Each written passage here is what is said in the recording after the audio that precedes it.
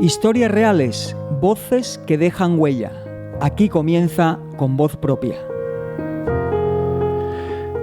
Muy buenas y saludos a todos y a todas. Gracias por abrirnos un pequeño espacio en tu día, en tu casa o quizás en ese momento de pausa que a veces tanto necesitamos en la vida diaria. Esto es Con Voz Propia en Radio Voz del Condado, un programa, como ya sabes, hecho desde la cercanía, desde lo humano, desde lo que no siempre se dice en voz alta, pero todos en algún momento hemos sentido. Aquí no venimos a correr, no, ni a convencer a nadie. Venimos a compartir palabras que acarician, silencios que hablan, historias que nos recuerdan que detrás de cada voz hay una vida, una herida o una esperanza. Si estás escuchando ahora, gracias, de verdad, porque este espacio solo tiene sentido si tú estás al otro lado, acompañando también con tu presencia. Quédate con nosotros porque aquí comienza un nuevo capítulo de Con Voz Propia. Bienvenidos. Y hay vidas que no se cuentan solo por lo vivido, sino por la huella que dejan en quienes la han rodeado y por la forma tranquila en la que han sabido mantenerse fieles a los que creen durante toda una existencia. Hoy nos visita Antonio Pineda, recién cumplido los 90 años, una edad que no solo habla de tiempo, sino de memoria, de experiencia y de una vida larga y entregada. Sin raíces rocieras heredadas, fue encontrando su lugar poco a poco en la Hermandad del Rocío de La Palma, hasta convertirse en una figura de referencia interna, asumiendo responsabilidades como la secretaría durante años y más tarde la presidencia, siempre desde el trabajo constante y discreto que sostiene lo importante sin buscar protagonismo. Su vida profesional transcurrió entre el servicio y la cercanía, en la imprenta y durante muchos años también en el Colegio de Arquitectos de Huelva, dos etapas distintas unidas por la misma forma de entender el compromiso cotidiano. A todo ello se suma su profunda devoción a nuestro Padre Jesús Nazareno de La Palma del Condado y también su vínculo con el Rocío vivido desde dentro y también, hay que decirlo, su afición sincera al Sevilla Fútbol Club, que completa el retrato de una persona de sentimientos firmes y lealtades claras. Hoy en Con Voz Propia no recibimos solo a un invitado, sino a una vida entera que ha sabido permanecer, servir y creer, incluso cuando el tiempo ya ha escrito casi todo su recorrido.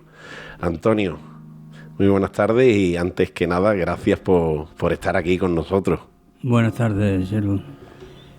Tenía que cumplir contigo porque nos une una buena amistad y he correspondido a lo que tú, a pesar de que no vengo de muy buen gusto, porque no soy partidario de darme a conocer, me gusta pasar desapercibido. Eso es, pero bueno, haciendo un pequeñito esfuerzo, aquí estoy. Agradecemos ese esfuerzo, lo hemos aumentado en la presentación. Siempre te gusta estar un poco alejado del foco, ¿no? Del protagonismo. Efectivamente, me gusta, ya te he dicho, me gusta pasar desapercibido. Yo cuando estoy en un trabajo, como por ejemplo he estado en la Hermandad de la Virgen del Rocío, he dado, como vulgarmente se dice, el callo. Me he llevado 18 años de secretario y 6 de presidente. He sido pregonero, he sido hermano mayor y he sido presentador del Padre Quevedo y de Federico Martín Cera. Más no se puede hacer en una hermandad. Ha pasado por todas las facetas. Luego entraremos de lleno en tu vinculación con la Hermandad del Rocío y con esa etapa de tu vida. Bueno, antes que nada hemos nombrado y hemos mencionado 90 años. Naces en el 1936. El 10 de mayo. El 10 de mayo. Hace unos días que cumplí los 90 años. Oye, España por aquellos entonces, ¿qué te cuentan de aquella época o qué viviste tus primeros años en La Palma del Condado? Aquella época, por lo menos a los que vivíamos mediocres, pues lo pasamos mal. Yo recuerdo cuando niño que mi madre se quitaba un pedazo de pan para dármelo a mí y me mandaba incluso a a 2 o 3 casas que eran muy conocidas de nosotros. Anda que fulanita te va a dar un trozo de pan. Anda que menganita, pues yo ya le tengo hablado y también. Y así era mi niñez, una niñez de escasez total. Pero bueno, se ha salido adelante gracias a Dios. Y La Palma por aquellos tiempos también, ¿no? Al igual que la España era muy deprimida, ¿no? La Palma estaba muy mal. El que era pobre de solemnidad. Yo, allí en la Magdalena, que es donde me he criado y donde he vivido, pues había un auxilio social, un comedor para los más pobres todavía que yo, y iban por un plato de calabaza cocida y se formaba una cola que era donde está hoy el hogar del pensionista. Allí estaba la puerta principal donde se formaba la cola y tiraba la cola para la calle Mari Marcos. Madre mía. Y duraba aquello todos los días, era todos los días, y no cogían más que los pobres un plato de calabaza. Desde entonces ese tufito que echa las calabazas me se ha atragantado a mí. Y no había manera después de los años, ¿no? No hay forma de que yo coma calabaza. ¿Cuánto tenemos que agradecer a las generaciones pasadas, bueno, en este caso a la vuestra, de levantar todo un país, del esfuerzo diario y constante por mirar más allá y darnos las facilidades que hoy en día tenemos, y es gracias al esfuerzo que generación como la vuestra hizo por aquellos entonces? Pues dice bien, yo arromé el hombro al trabajo a los 11 años. Yo creo que antes no estudiaba más que los niños ricos. No estudiaba más que los niños ricos, el hijo del médico tal o el del portentoso cual, en fin, que no eran como hoy día, gracias a Dios, que estudia todo el mundo. En aquel entonces yo entré en la imprenta ganando pues 3 pesetas diarias. En la imprenta Pichardo, ¿no? Pichardo, ¿Dónde estaba la imprenta Pichardo? Pichardo, enfrente de la farmacia, ahí en la calle de Marqués de Estella, en la esquina esa. Vive hoy un tal Guillermo. Sí, Guillermo, que está en la hermandad de la Cruz de la calle de Sevilla. Sí. Pues esa era la imprenta Pichardo. Todo el local ese. Había, digamos, el trabajo era típico de una imprenta, ¿o cuál era tu función realmente? Pues mi función era, en principio, claro, a los 11 años no iba yo a empezar ya como un profesional, ¿no? Entonces aprendí el oficio de cajista, poner letritas, de hacer textos, un libro. Tengo yo hecho un libro que se llama Rumbo, lo encargó un cliente y ese prácticamente lo compuse yo todo. Ya me solté yo ahí en la profesión esa. Y en mi servicio militar hay un caso curioso, que es que a mí me destinaron para Sydney. Yo he hecho el servicio militar en Ceuta, pero antes de ir a Sydney nos mandaron que todos los que tuvieran esa profesión de imprenta fuéramos a hacer una prueba, porque hacía falta 5 personas, 5 soldados. Sí. Allí en la imprenta del cuartel. Y ya estaba yo formando para los de INNI, y ya había hecho yo la prueba en la imprenta, esta del cuartel. De tal manera que al día siguiente, por ejemplo, mañana salíamos para Sydney, y cuando ya estábamos en los últimos toques de perfección y de todo esto, llegaron de avisarme desde mayoría, bueno, al teniente que nos mandaba en aquel entonces, y fulanito de tal, que vaya para arriba, que se tiene que quedar aquí a la imprenta. Yo había sacado, de los 5, pues había sacado el número 3. Y entonces, bueno, aguanté el chaparrón que tú no tienes ni idea lo que me dio aquel teniente a mí, ¿no? Como si yo tuviera la culpa. Usted, mi teniente, yo no tengo culpa. Usted me ha visto. ¿Pero por qué ha hecho la prueba? Porque antes que usted me llamara para Sidney, Claro, me habían preguntado. ya me habían preguntado que quién era lo de imprenta. Yo me presenté, hice la prueba y aquí estoy. Si usted me quiere dejar ahí, me deja. Que no. Anda, vete de aquí. Vete de aquí. Y me fui. Y al final no fuiste a Ceuta. Así, no, en Ceuta sí. En Ceuta estaba claro. Era no fui a Sidney, Vale. que era donde tenía que ir. Y ese fue el haber aprendido yo el trabajo de imprenta. Madre mía. Me abrió las puertas en el servicio militar. Has hablado antes que obviamente no se estudiaba por aquellos entonces, pero en días previos que he pasado por tu casa y tu mujer me comentaba el carisma que siempre has tenido por formarte, por saber. Terminabas de trabajar e intentaba coger de aquí, de allí y tener tu propio conocimiento. ¿Cómo se ha ido formando Yo eso? cuando chiquillo, pues ya te digo, me he sacrificado muchísimo porque mi afán era todo en entrar en un sitio en la banca. Yo estaba enamorado entonces de la gente que trabajaba en la banca y salía de la imprenta a las 7 o a las 8 de la tarde y me iba de inmediato a mi casa a estudiar y me llevaba allí hasta las tantas estudiando. Llegaba la hora de cenar, cenábamos, pero yo seguía estudiando y estudiando y machacando que no me sirvió de nada porque le eché unas pocas de solicitud a la banca para hacer los exámenes y nunca me llamaron. Sin embargo, antes entraba por la recomendación de fulanito de tal, claro. por la recomendación del otro, y yo no tenía recomendación alguna. ¿Cómo me iban a llamar? De ninguna manera. Ya.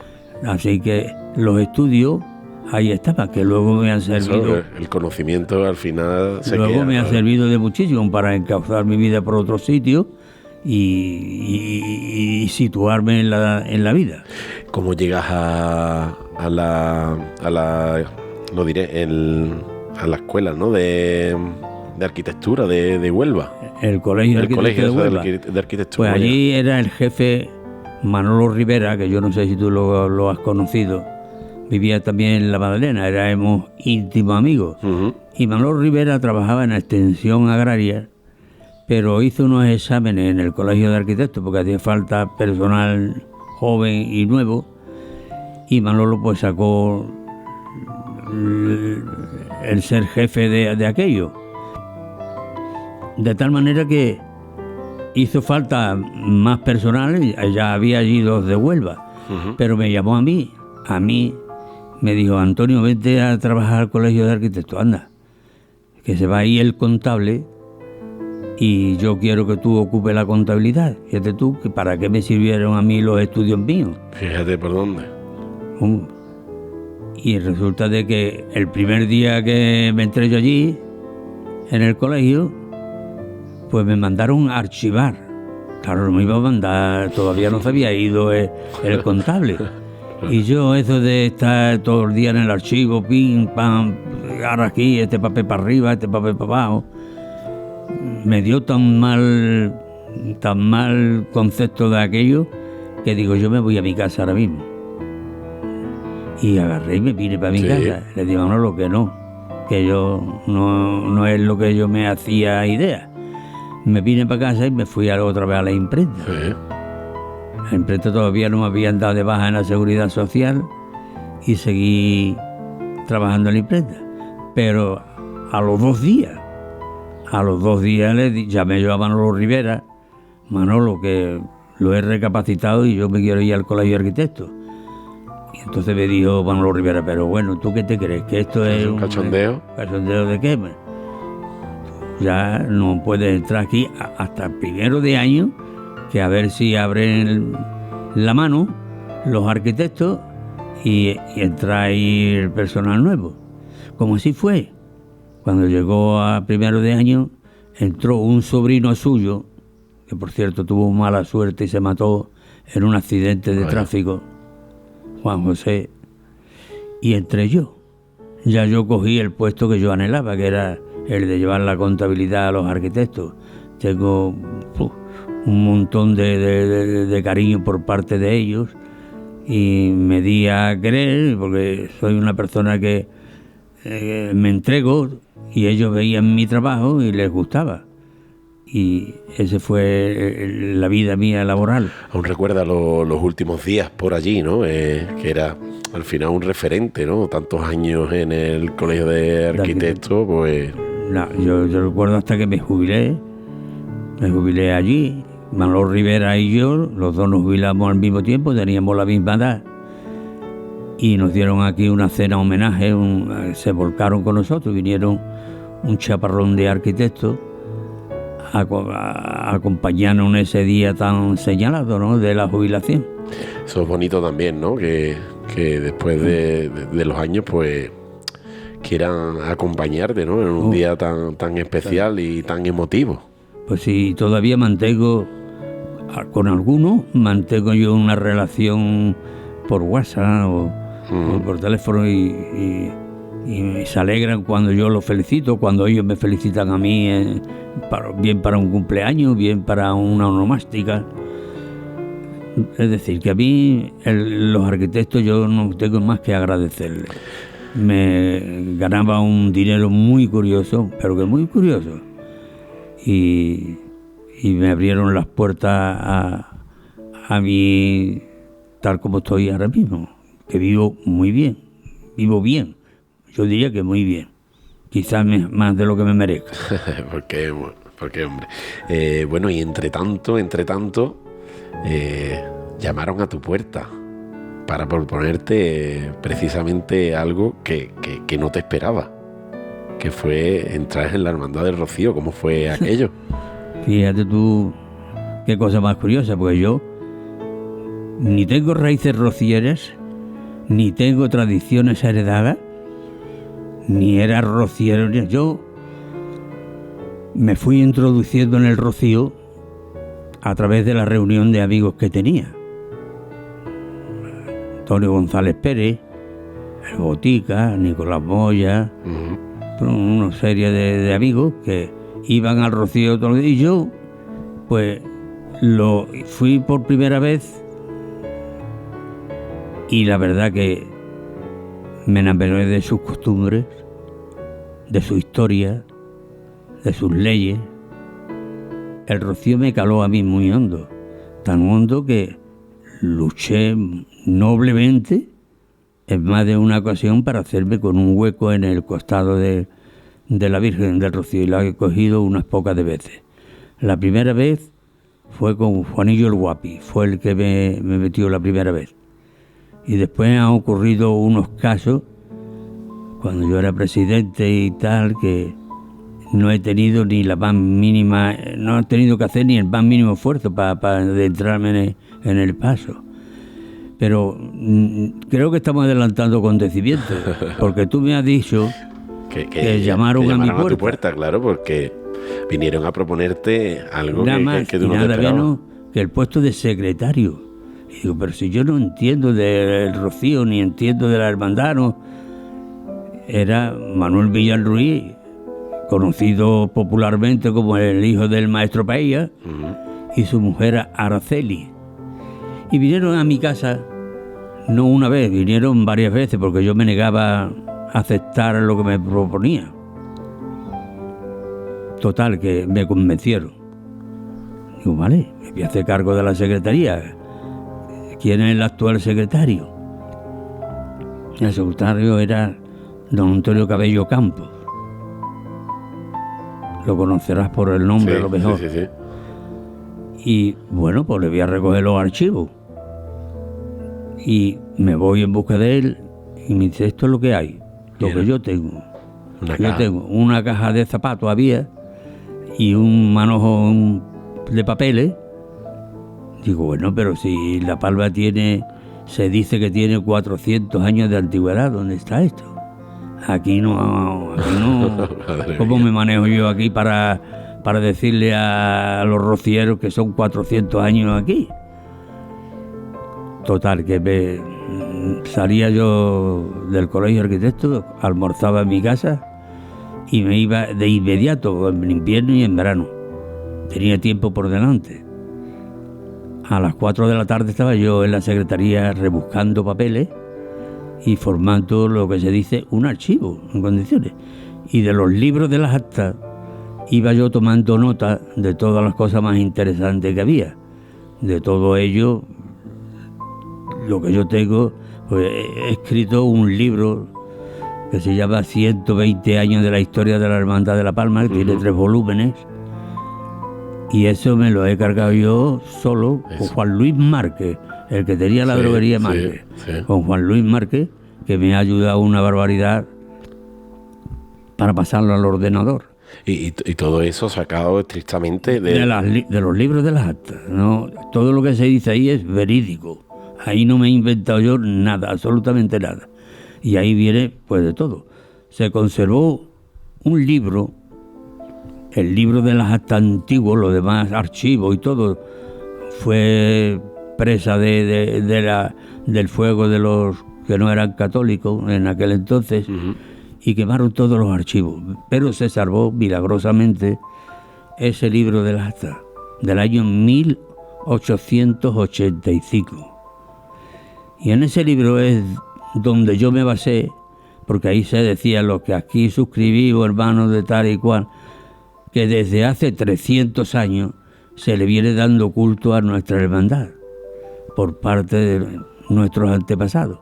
Claro, ese párrafo fue la piedra angular que me sirvió a mí para yo empezar ahí a investigar y demostrar, como demostré, de que eran los 400 años lo que tenía de antigüedad. Ese libro del que habla iba dentro de la caja de zapatos que ha mencionado. No, ese libro estaba allí de lo que yo rebuscaba, di con ese libro de las actas. En los libros de las actas sí estaba ese libro. Un libro que tiene un valor histórico inconmensurable.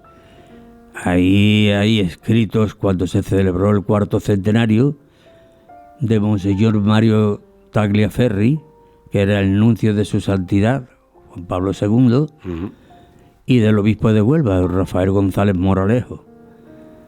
Y yo les hice escribir a ellos en una página el motivo de celebrar los 400 años de antigüedad, y me lo escribieron. Y ahí eso está ahí vivo, eso está para toda la vida. Y en ese libro no se escribe ya más nada, está en la mitad del libro por escribir. Claro, y de conservarlo, imagino. Claro, el libro lo arregló un tal Manolo Perales, hermano de nuestra hermandad, se lo llevó a Sevilla, estaba todo desvencijado, todo destrozado, y lo arregló de tal manera que el libro, cuando él lo trajo, era prácticamente otro libro, estaba muy bien encuadernado y muy bien. Antonio, que cuando te llamaron a la puerta, ¿no? Para que entraras en el mundo rociero, ¿qué fue lo que más te sorprendió? Pues lo que más me sorprendió es esto que yo te digo a ti, os lo he dicho antes me parece, que yo que no tengo raíces rocieras. Sí, pero una vez que das ese paso a decir, acepta y bueno, te adentras en el mundo de la hermandad y lo vives de dentro, que es lo que más te sorprende de estar del 0 al 100 y decir, vaya, esto no me lo esperaba yo. No, claro que no me lo esperaba, ni muchísimo menos. Ya te digo que hay muchos capítulos, vamos a llamarlo así, donde yo me fui enterando de la historia de la hermandad, di muchas conferencias en la sala de juntas de la hermandad, y yo creo que me hice con un nombre en aquel entonces de lo que debía de ser un secretario de la Virgen del Rocío, de la hermandad. Era una hermandad centenaria, una hermandad que había tenido poco, digamos, nombre. Sí, en la antigüedad no hay quien se la quite, pero nombre, la hermandad de La Palma no tenía. A partir de entonces, La Palma madrinó a unas cuantas de hermandades. Y no solamente a madrinó, sino que sigue manteniendo con ellas relaciones, y todo eso se debió pues a ese madrinazgo, ¿no? Palma de Mallorca, Ronda, Écija, Valenciana de culto, Écija, pues sí, la verdad que todo un emblema, ¿no? La Palma en el Rocío. ¿Qué le daba más respeto al principio del Rocío y del mundo rociero? Hombre, yo le he dado el respeto, verás tú, ya te he dicho yo que me enamoré de su historia, porque también estudiaba, iba al Rocío, me enteraba con Ángel Díaz de la Serna, que fue muy amigo mío, era el presidente de la Hermandad Matriz, y Ángel pues me daba a conocer muchísimos detalles, y me presenté a presidente, y resulta, porque yo esto ni lo soñaba siquiera, de ser presidente de nuestra hermandad. Es la primera vez en la historia donde nos presentamos tres candidatos. Y ellos, los otros dos, iban todas las tardes de casa en casa recabando los votos. Y yo, claro, estaba en Huelva trabajando. Cuando yo venía aquí era noche, y yo le dije a Ángel Díaz de la Serna, que yo me voy a retirar porque, la verdad, ellos ya anda el camino. Cuando yo quiero empezar a andar, llevan ellos unos pocos de kilómetros. Eso me contaban a mí, ¿no? A ver, obviamente, yo era pequeño, ¿no? Estamos hablando del 90 y algo, ¿no? 92 por ahí, ¿no? Yo fui presidente del 90 al 96. Eso, del 90 al 96. Me contaban de que se salía, ¿no? Con los megáfonos y todo por la calle, como si fuera... Y claro, yo aquello no lo llegué a entender nunca, porque yo pensaba que el juego debía de ser más limpio. No era así. Bueno, y le dije, ya te he dicho, que le dije a Ángel, yo me voy a retirar. Y me dijo Ángel, tú no te retiras, porque tú eres el que va a salir.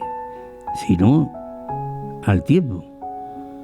Bueno, pues seguí, y efectivamente fui yo el de los tres, el que menos propaganda había hecho, y fui el que salí. ¿Cómo te sentiste cuando...? Me sentí... Fue el recuento. Con una responsabilidad tremenda, porque ya te digo, era muy grande lo que me echaba yo a la espalda. Ser presidente de la Hermandad de La Palma es cargar con una historial tan grande como tiene La Palma, y tan antigua como es La Palma, que la verdad a mí me daban escalofríos. Y cuando me fui por primera vez de presidente, en los primeros actos, con un nerviosismo increíble, hasta que fui cogiéndole la onda a aquello, y me aguanté 6 años de presidente. Fíjate cómo es de grande al final la Virgen de Rocío, ¿no? Que de una persona que nunca vivió el Rocío, que llaman a tu puerta para ser secretario, y que termina siendo presidente con todo lo que conlleva. Ser la presidencia, una responsabilidad increíble, y bueno, acabé mi época de presidente, tuve 4 años de descanso y nuevamente me llamaron para ser secretario. De tal manera que yo he estado de secretario 18 años. Le he entregado 18 años de secretario y 6 de presidente a la hermandad. Creo que... Es de una de las funciones más laboriosas y tediosas, ¿no? El ser secretario, que al final tiene que recogerlo todo, dejarlo todo escrito. El secretario es el que lleva los hilos de cualquier entidad, de cualquier hermandad en este caso. Es el que lo tiene todo organizado, o lo debe de organizar, de tal manera que cuando venga el presidente no tiene más que decirle: fulano, esto aquí, vamos a hacer esto, lo otro, para arriba y para abajo. Es el que estudia la falta que le hace a la hermandad de tener relaciones por aquí, por allá. En fin, yo creo que el secretario es la persona más no sé cómo llamarle, es la persona, digamos, más brillante que tiene la hermandad. Y al final es el corazón, ¿no?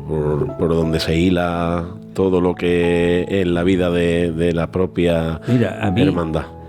Estando yo en Huelva, existía la COPE, que estaba allí, una gran amiga mía que ha fallecido ya, que es Isis Sayago, que era una locutora de radio. Y cuando tenía falta de programa, me llamaba a mí al colegio de arquitectos. ¿Te pegaba el toque? Y Antonio, vente para acá. Vamos a hablar hoy de esto, de lo otro. Y a mí me tenía como el palillo del barquillero. Hablábamos del Rocío cada 2 por 3. Y se llegaba una gran amiga mía. Era ella de San Juan del Puerto, estaba en la COPE. Qué bueno. Has hablado, ¿no? Y tanto se habla de la historia de La Palma, que lleva caminando hacia el Rocío más de 400 años. Tú que has estado metido tan de lleno en la hermandad, esto pesa, ¿no? Sobre el Rocío, ¿no? Lo difícil fue organizar ese archivo de tal manera que tú pudieras demostrar que aquellos 400 años era verdad. Porque yo tuve mis detractores.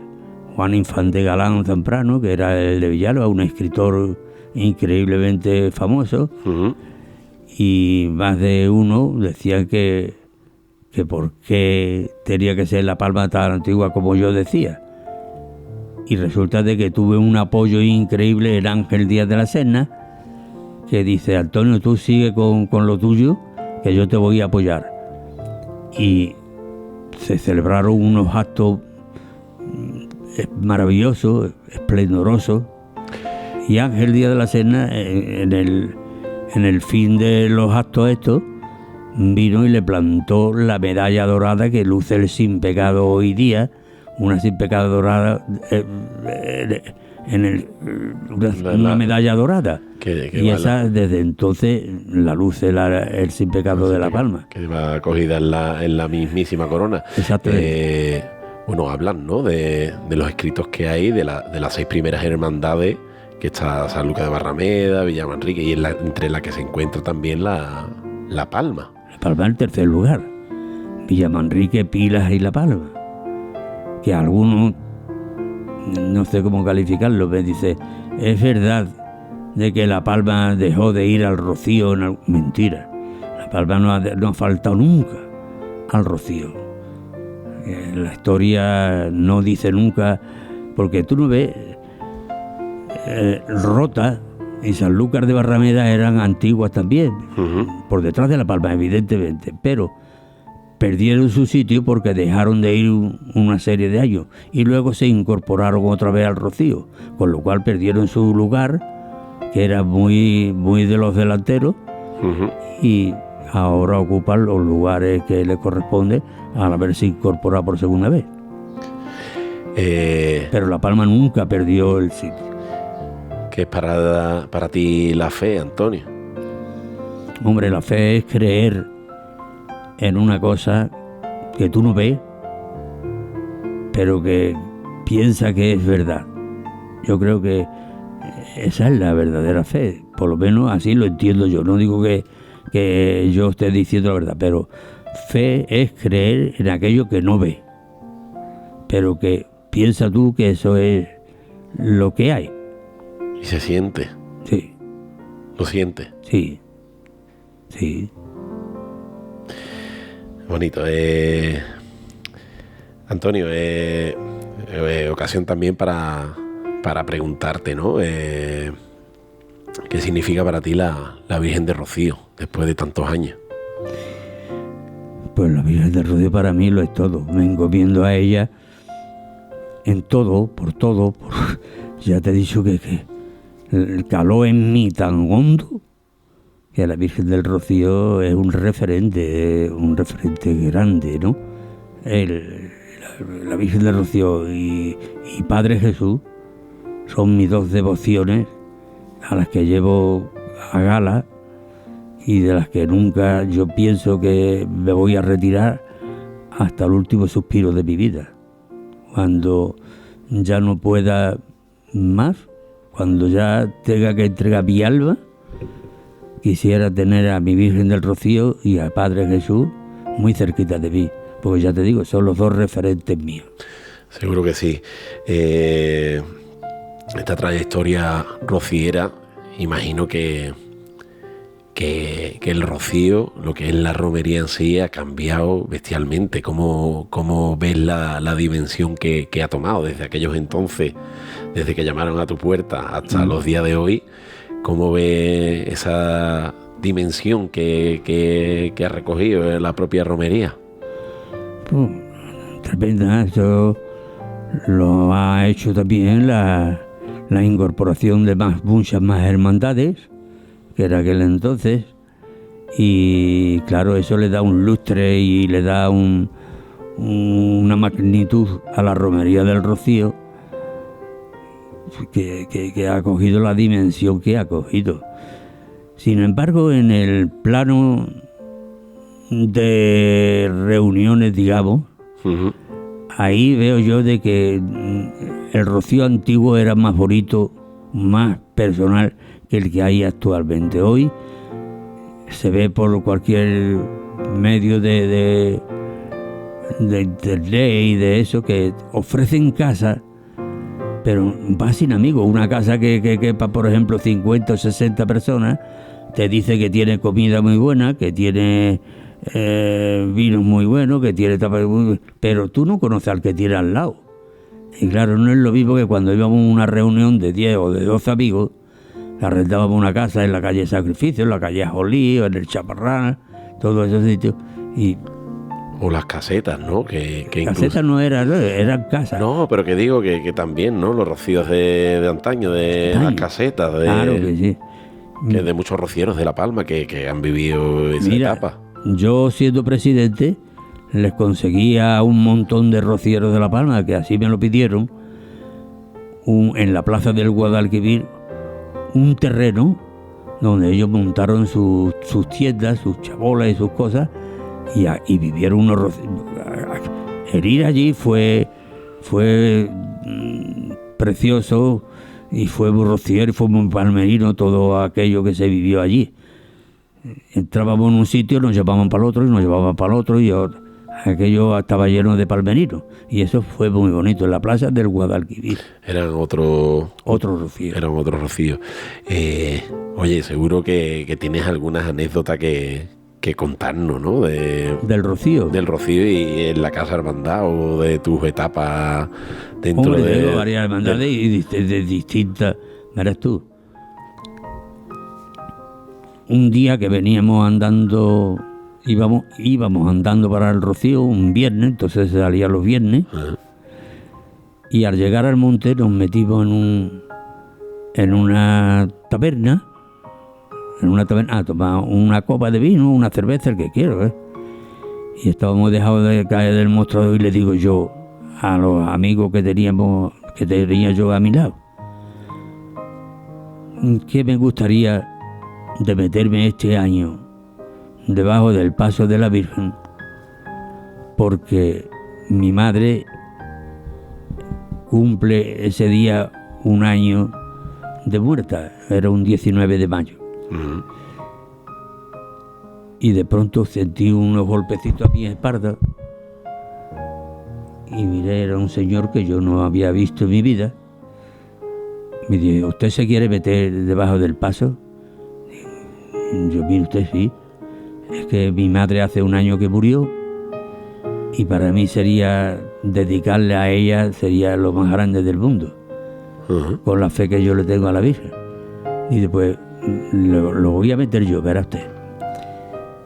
Yo soy del monte. Cuando vaya la Virgen llegando a la Hermandad de Huelva, al monte tiene la casa enfrente. Lo espero allí. Me espera usted allí. Y yo le dije que sí, pero sin más. Y resulta de que cuando ya se fue, nos despedimos y tal y cual, yo digo, bueno, con el barullo que aquí se forma, ¿cómo voy a saber yo este hombre cuándo y cómo va a venir, ni quién es, que no lo conozco? Uh-huh. Yo soy una persona que me quedo muy poco con las caras de las personas.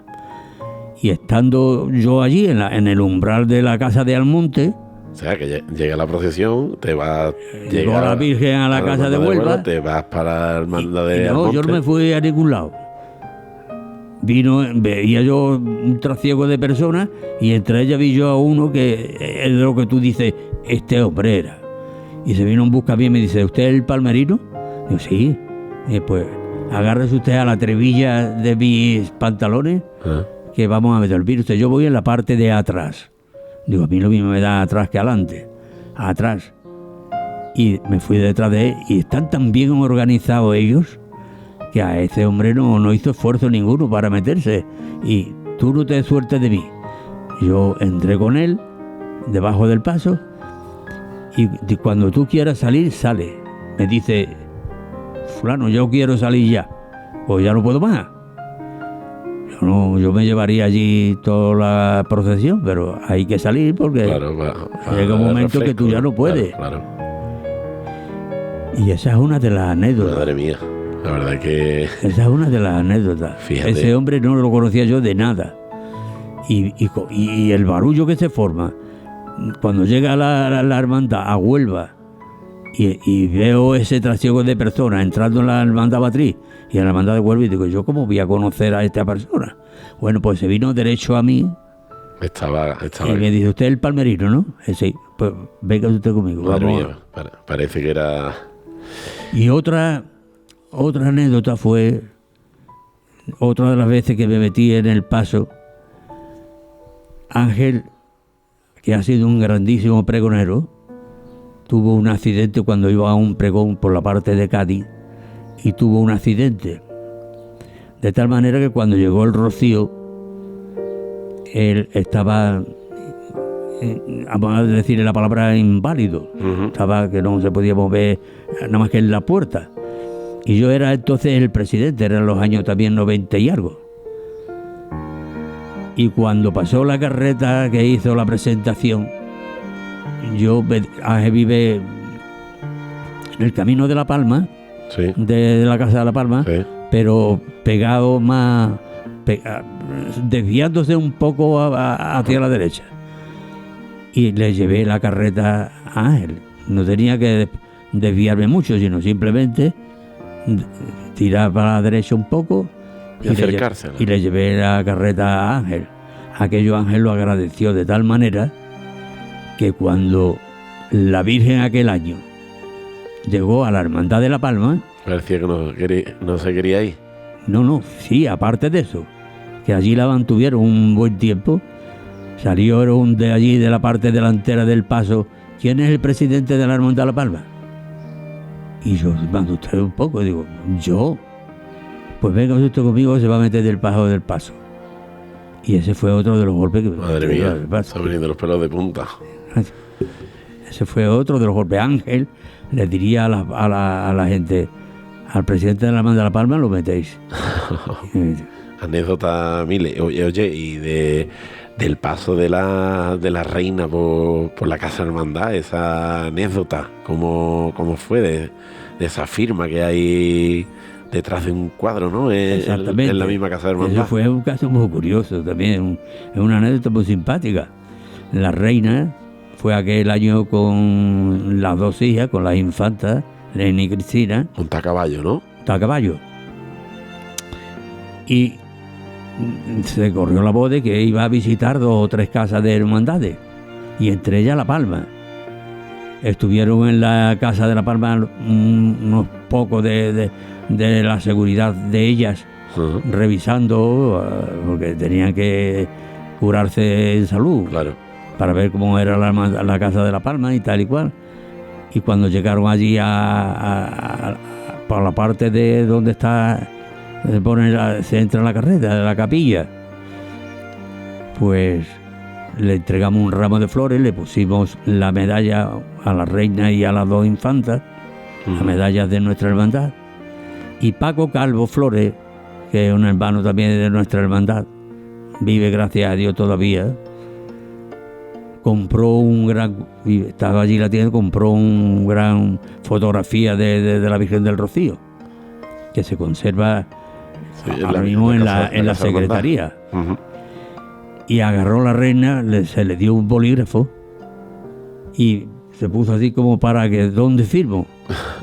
Y el Botica, el amigo Alfonso Díaz López, le sirvió de mesa, porque puso la espalda suya, la fotografía en la espalda del Botica, y ella firmó Sofía, es lo único que pone, Sofía, y en la espalda del Botica.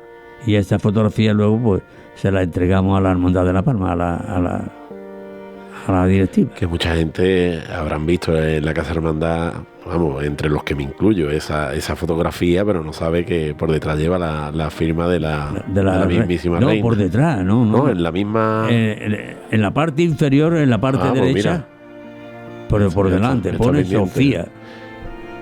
Bueno. Por detrás del cuadro, de la fotografía, relacioné todas las personas que ocupábamos en aquel momento la Junta de Gobierno. Para que quedara constancia ahí. Constancia de ello. Tu vida también, lo has dicho, ¿no? Ha transcurrido muy cerca de nuestro Padre Jesús Nazareno, hasta hace poco, siendo partícipe, ¿no? De esa noche mágica que se da en La Palma, siendo nazareno. Yo te puedo decir que es lo más grande del mundo para mí, Padre Jesús. Me he vestido 79 años. He perdido los 2 años que estuve en Ceuta, que no me dieron permiso por unos asuntos bélicos que había con Marruecos. Y yo le hablaba a mi padre o le escribía a mi padre, entonces no se podía hablar porque no existían los móviles. Le escribí diciéndole que la ropa de nazareno, que durmiera aquella noche encima de mi cama, como si yo me fuera a vestir. Que no iba ahí, pero la ropa que estuviera en mi cama. Y así fue. Bueno, así me lo dijeron ellos, que habían cumplido lo que yo le pedía. Y la ropa de nazareno durante 2 años estuvo en la cama de mi padre. Yo me vestí la primera vez con 8 años, con una ropa negra. Era de la viuda de Patanchón. Y éramos vecinos en la Magdalena. Y resulta de que era negra, Manolitos de la agencia la tenía una igual, que también era de Patanchón, y era morada, como de Padre Jesús. Pero la mía era del Santo Entierro, me parece a mí, porque ellos también eran del Santo Entierro. Uh-huh. Y yo me metí en la hermandad de Padre Jesús, digo yo con quien voy es con Padre Jesús. Y me metí. Luego, ya te digo, al año siguiente ya cogí yo una ropa morada, arrendada, que entonces arrendaban la ropa. Uh-huh. Y he seguido vistiéndome, ya te digo, 78, 79 años, y lo he llevado todo. Cuando me dieron una insignia que era el Senatus, yo vi que cambiaron el orden de las insignias, y yo entonces miraba y no veía a Padre Jesús. Digo, bueno, pues hasta aquí entregué el Senatus. Y digo, ya quería estar cerca. Yo quería estar mirando y prueba de ello es que me fui a mi sitio que me correspondía ya por antigüedad y era el último. He sido el último.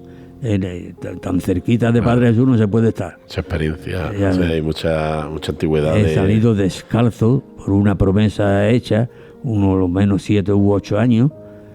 He salido descalzo. ¿Qué le pide Antonio cuando lo mira? Le pido... Pues le pido. Hay una frase que le digo todas las noches al acostarme, en una lámina que tengo frente a mi cama, y le digo: Señor, que lo último que vean mis ojos, aunque sea en el último segundo de vida, sea tu bello rostro, aunque esté maltratado y abofeteado. Se lo digo todas las noches. Señor, que lo último que yo vea en este mundo, aunque sea en el último segundo de vida que me quede, que sea tu rostro. Qué bonito, es bonito.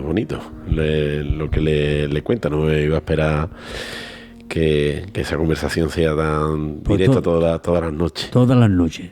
Y bueno, estamos llegando casi al final de nuestra entrevista. Sobre tu pecho Veo el escudo del Sevilla, fiel seguidor a muerte, a ultranza del Sevilla Fútbol Club. Seré sevillista hasta la muerte, porque he sido un montón de años socio. Cuando yo era joven, íbamos a una reunión de amigos y sacábamos los carnés, y el Sevilla para mí ha sido, yo decía, yo lo veo salir por las escalerillas esas de la caseta al campo y para mí ya está hecho el Sevilla. He sido muy sevillista, un sevillista que ha llorado por el Sevilla y que sufre lo que todavía, sufre lo que tú no tienes ni idea. Tú sabes lo que yo sufrí, por ejemplo, ayer. No he pegado un ojo de los nervios que tenía, y por la noche cuando me fui a acostar me pasó factura ese nerviosismo. Bueno, hay que tomársela con más filosofía, pero bueno, entiendo de que al final eso es incontrolable. Antonio, ha sido un placer el tenerte aquí. La conversación se ha ido súper ligera, ¿eh? He disfrutado mucho. Se ha ido ligera, pero... Estaba un poco asustado cuando... Sí, es verdad, porque ya te he dicho, Lu, que no soy persona que se quiera dar a ver. Lo mío es más bien de, por ejemplo, de escribir, que no de que me vean la gente, de que escuche mi voz. No, me gusta pasar desapercibido por la vida. Súper agradecido de que hayas aceptado esta invitación. Oye, eres de los pocos que quedas ya paseando sobre la plaza del Paseo. Yo creo que sí. Han muerto todos mis amigos. Lo único que queda es Paco Calvo. Pero ya no es eso, ¿no? Es que antes se salía a la plaza de España a pasear. Pasear y estaba... Si nos remontamos a los años jóvenes, no sé si tú te refieres a esto. Estaba la nave de los ricos y la nave de los que no eran tan ricos. No sabía. Sí. Era la nave de los ricos y la nave de los que no eran ricos. Qué curioso. Entonces había dos clases. Existía mucho clasicismo. Existía mucha diferencia del niño rico al niño medianamente estable en su casa. Y había diferencia de clase. Antonio, la última ya, y el espacio es el que tenemos. Si le tuvieras que decir a tus 90 años, hoy, algo a la vida, ¿qué sería? Pues la verdad que le estoy muy agradecido a la vida. He pasado momentos muy difíciles, pero que muy difíciles. Pero finalmente tengo que estarle agradecido porque me ha compensado el 100 por el 1. Me ha dado mucho más la vida que yo le he podido reportar a ella. Yo creo que le debo de estar muy agradecido. El día que me muera, me siento siempre... Tengo pena de dejar este mundo, ¿eh? No te creas que me gusta. Bueno, pues ya tengo 90 años, ya he vivido bastante. No. Yo vivo muy bien, gracias a Dios. Vivo feliz. No todo lo feliz, porque hay un pasaje en nuestra casa que no voy yo aquí a contar porque no. Uh-huh. Se queda para mi familia. Pero la vida, yo temo de irme, porque me gustaría seguir unos pocos de años más. Pues me alegra que tengas ese agradecimiento sobre ella, como es el mío, a que estés aquí con nosotros y hayas aportado pues esta entrevista, ¿no? Con voz propia. Muchas gracias, Antonio. Gracias a ti, por acordarte de mí. Gracias.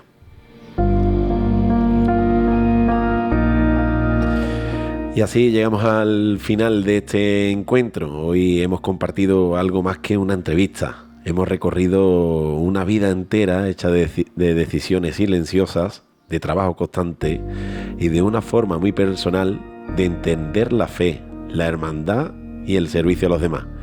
Una vida que empezó sin herencia rociera, pero que terminó profundamente arraigada a una forma de sentir que no se explica solo con palabras, sino con años, con entrega, y con presencia. Gracias a Antonio por abrirnos no solo la memoria, sino también el corazón, por recordar que hay caminos que no se heredan, pero que se hacen propios con el tiempo, con la constancia y con el cariño a lo que uno termina sintiendo como suyo. Y así nos despedimos y nos quedamos con esa idea tan sencilla y tan profunda a la vez, que el rocío, la vida y las personas se construyen desde dentro, poco a poco, casi sin darse cuenta, hasta que un día uno mira atrás y comprende todo lo vivido. Le deseamos una feliz romería a todos los rocieros de nuestro pueblo y a todos aquellos que nos escuchan. Esto ha sido Con Voz Propia y, como siempre decimos, gracias por acompañarnos. La radio sigue y en el próximo capítulo nos encontramos. Sean felices.